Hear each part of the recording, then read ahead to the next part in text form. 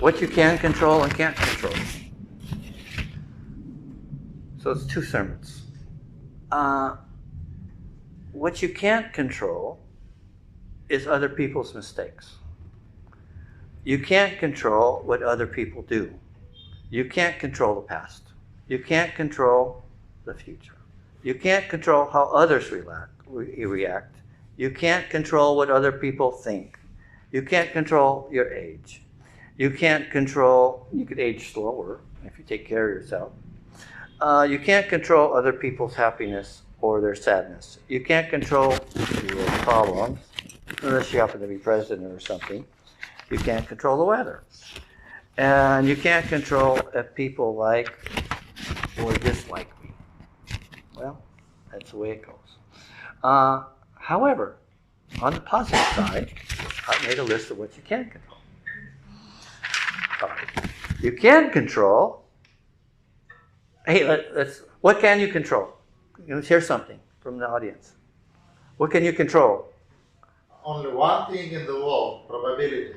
Probability. You can increase your probability of something. It's only one thing that we can control. That's it. The probability of something will happen for the future. Yeah. Okay. Because we have free will, but we not control the world. We can control just probability. Okay. Very good. What else can we control? Your weight. How we choose. Your weight? How we choose to spend our time. How we spend our time. More. Our attitude. Our attitude. More. How we react. How we react to something. Of course, we have to choose how we react. I could drop this on the floor, and some people will be extremely upset. Some people will be medium upset. Some people say, it's ugly, I wanted a new one anyway. I mean, so you're all going to react different about the same thing that happened. All right, so good. What else? What else can we control? My words. Your words, right. More. Your emotions. You can control your emotions.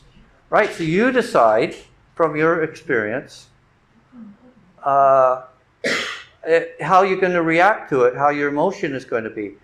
The same thing will happen, like,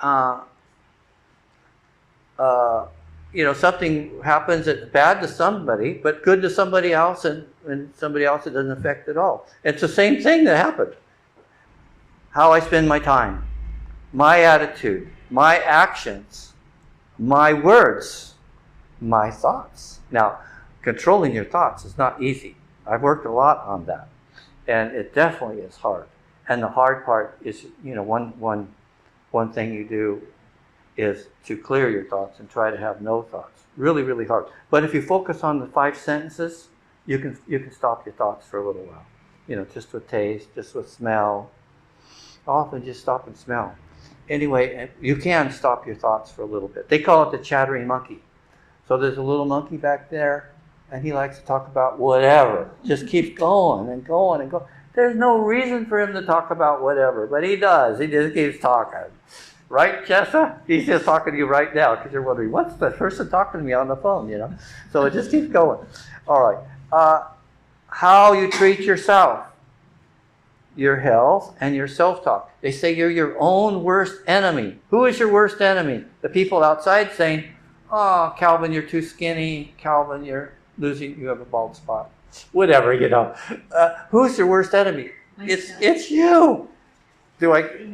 How bad am I going to feel that I have my bald spot?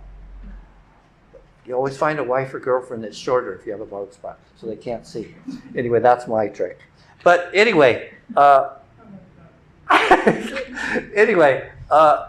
you could control your self-talk with practice. Your self-talk, your effort, how much effort you put. They say it's 5,000 or 10,000 hours to become proficient at something. I've easily spent 10,000 hours playing a video game and end up with no skills that are viable at all. So 5 or 10,000 hours to become a craftsman at something. My boundaries, which was probably covered sometimes in the church with what's the one we do with the youth? Our whole lives and stuff like that. We talk about our sexual boundaries and different boundaries. My choices. And sometimes we make bad choices because we're too proud to ask for help. You have an awkward situation and you really need advice and it's not a clear choice. You really need to study more before you make it. And sometimes if someone's trying to push you into making the choice, that's a bad thing. So I found that when someone's trying to push me into something, usually when I went along with it, it turned out wrong. So, you can say, I need to think it over. How I treat others. All right. Now that's been a really difficult thing for me because my theme in life since I was 17 was to make the world a better place. All right.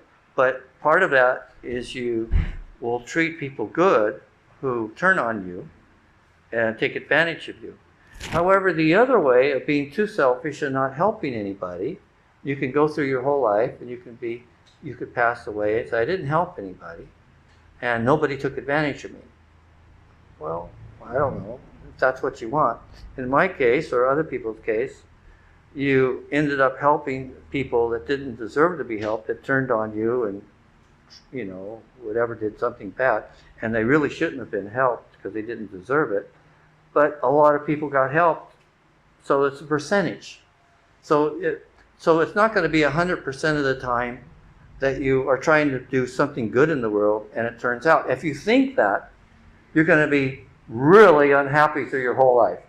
But if you think percentage, I'm going to be doing these things for my health and for whatever I'm doing at work and trying to be positive and a good example to others and all the things you want to do and following our principles and following our principle, it's not always going to work out, and it's going to work out half the time or whatever, or 60% of the time, or maybe get up to 70%. And you have to feel that's okay. That's okay. That's the world's not perfect, and we're running on percentages. We're not trying perfection isn't going to happen. Okay, what else can you? I don't think we brought up this one. You can choose your friends, especially avoid toxic people. I blocked 100 people on Facebook. It used to be really nice 10 years ago or whatever, because I was a teacher, right? So I think, gosh, that's really stupid and kind of, I don't know. I would type out all this stuff and try to explain something, because I'm a teacher, and I thought, well, that's my job on Facebook, to educate people. And now it's like, where's the block button? That's a toxic person, and I know that there's no reason to go round and around and waste my time. And a lot of people just dropped out of Facebook. Okay, so here's the next thing. Anybody think of any more that's not on the list? What to fight for and what not to fight for. That's really important. Because where are you going to put your efforts? You're going to put a lot of effort into fighting for something. Maybe that's not the right thing to fight for. And that's a hard one. Because especially if you're emotionally attached to this issue here. And maybe it affected me in some way. But actually, that might be not the best use of your effort. Maybe this is the one that's going to do the most good if you put your effort in this one.